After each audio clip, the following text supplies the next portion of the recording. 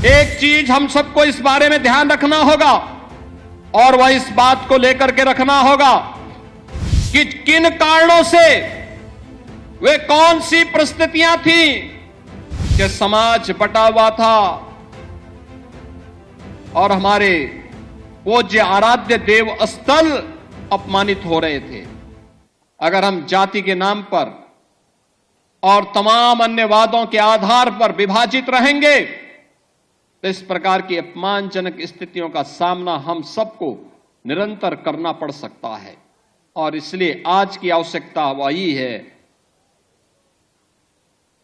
जो न केवल हमारे वर्तमान को बल्कि भविष्य को भी सुरक्षित रख सकता है।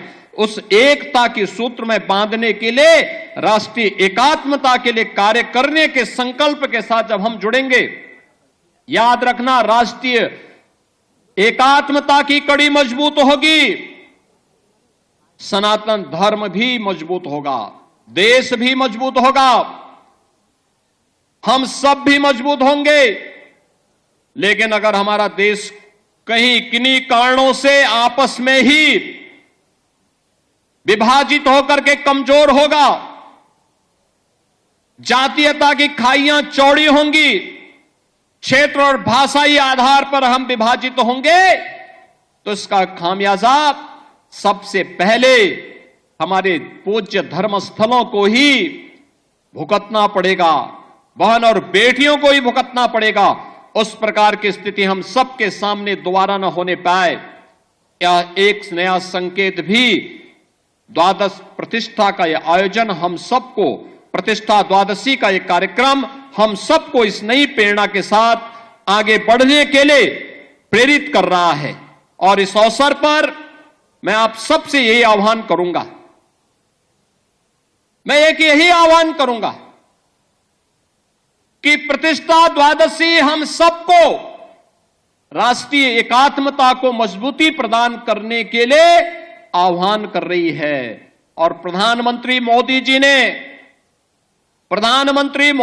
ने प्राण प्रतिष्ठा समारोह के दिन, आज के ठीक 1 वर्ष पहले, देशवासियों से यही आह्वान किया था कि राम तो हमारे लिए राष्ट्र के प्रतीक हैं, राम है तो राष्ट्र है और राष्ट्र है तो राम है।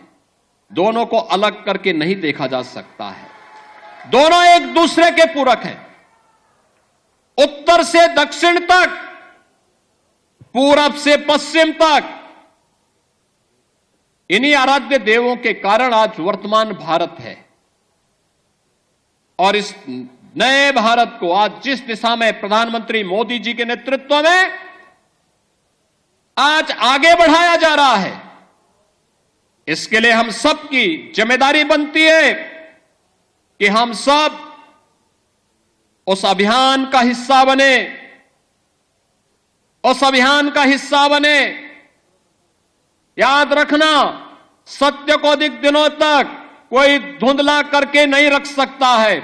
सत्य एक दिन सबके सामने उजागर होगा और सत्य का उजागर होना ही अयोध्या में राम जन्मभूमि पर प्रभु रामलला के भव्य मंदिर के निर्माण के रूप में हम सबके सामने सत्य के रूप में देश और दुनिया देख रही है।